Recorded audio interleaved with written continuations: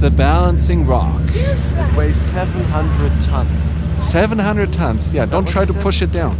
Yeah, I think that's what he said.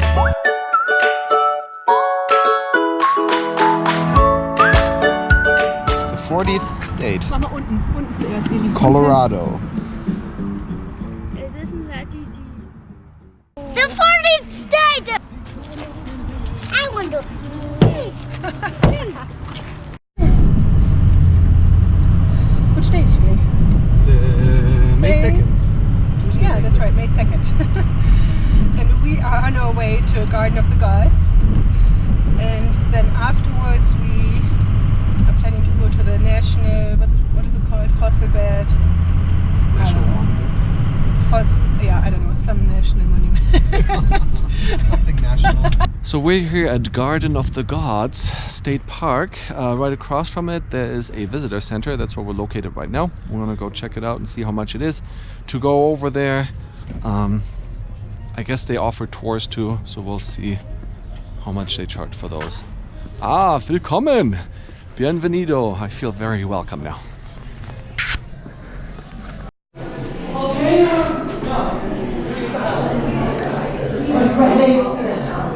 Ah, it's busy here.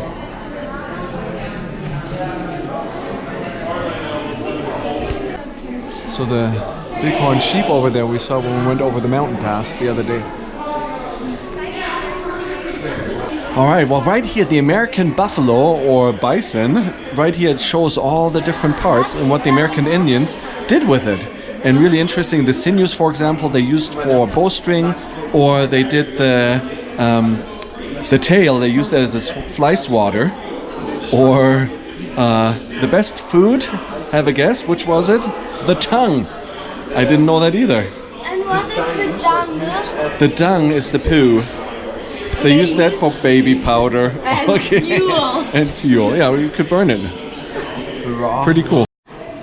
So the question if the park costs anything is answered right here, free to all the world, because Mr. Elliot Perkins purchased the land in 1879 and he died in 1907, but it was always his wish that the park at one point will be free for all the world, and that was realized in 1909 when his children deeded the park to the city of Colorado Springs, but with the stipulation that it should remain free forever. All right, shall we go into the park?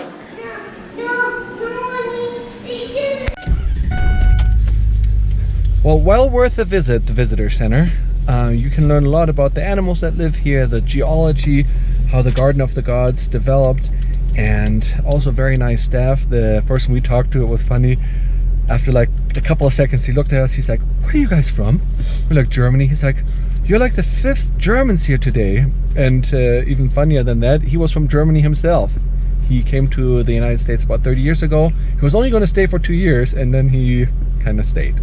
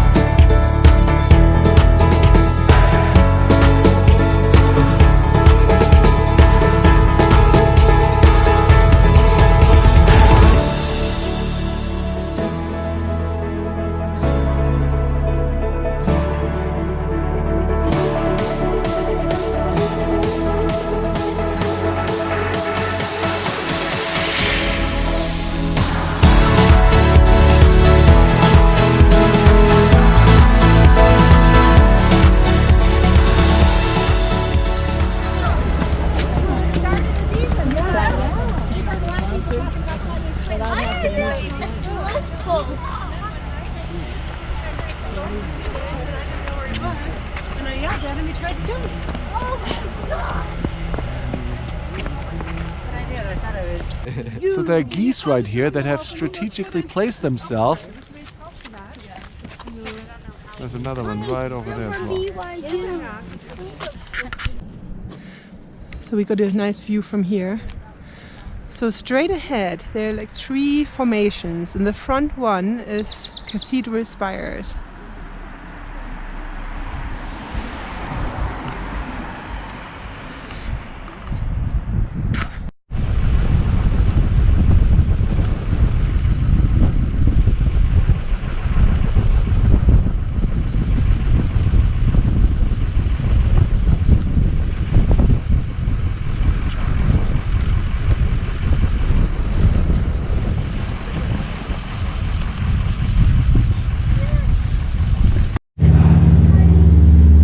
And here is the balancing rock. It weighs 700 tons. 700 tons. Yeah, don't what try he to said? push it down. I think that- Yeah, I think that's what he said.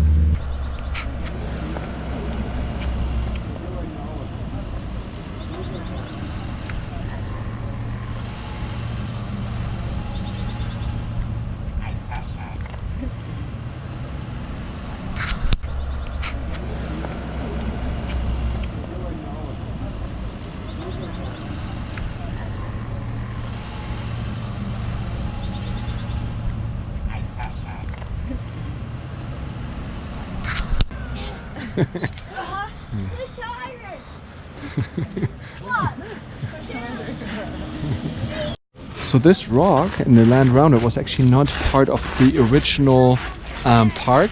It belonged to the Gurkhas, and Kurt Gurkha and his son used to take pictures here of people for 25 cents each. And they would develop them, and then lots of people had the picture. But once personal cameras became more prevalent, the Gurkhas put a little wall around it, made out of wood, so a wooden fence, and they charged admission of 25 cents for people to get in. And then finally the city purchased the property in 1932, and when they tore down the fence, it is said that people were cheering, because nobody had to pay money anymore to see the rock.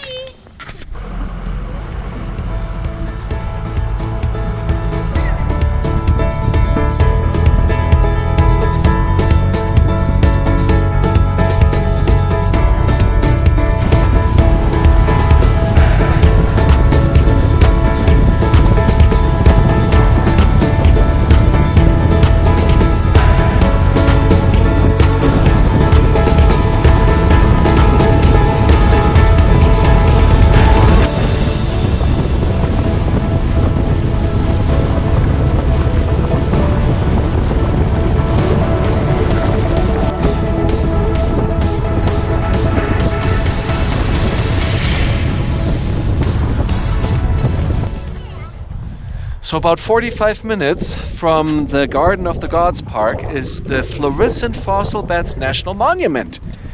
This is the visitor center, and the great thing is, beautiful view and not many other people here. Maybe 8 to 10 other cars besides ours. And we're gonna go check it out, see exactly what it is. Looks like there's a path over there. I want to find out more about the Florissant fossils. So in the movie we just learned that all of this here started about 34 million years ago, when there was a thriving valley with lots of different animals and trees, and all that came to a sudden end when the volcano that was in the area erupted and sent a bunch of mud and ash and volcanic material down that buried everything and essentially trapped it for generations like us later to see now and to find.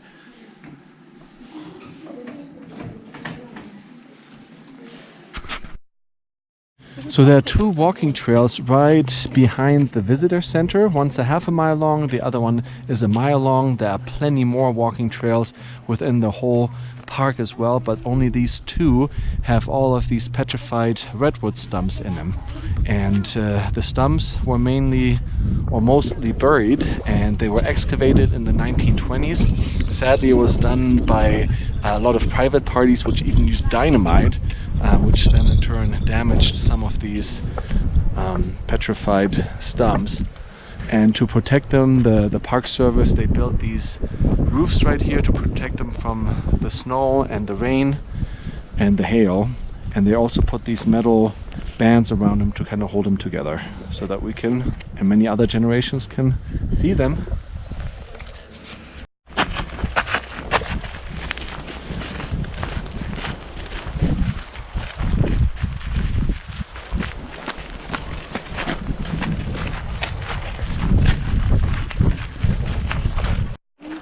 So we are standing in front of the big stump, which is one of the biggest and largest fossils here in the park. And this redwood tree was about 230 feet tall and roughly 750 years old when the volcanic mudflow buried it.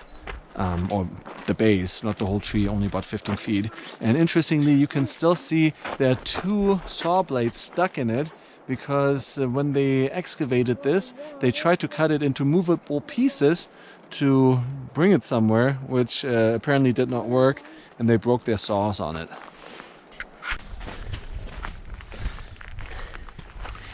Eli, how do you like this national park? It's cool. It's interesting, huh? But the trail could be a little shorter. I think Eli is tired of walking. I don't understand that. I don't know why. His foot hurts. Your foot hurts? And you're cold, huh? Only quick race.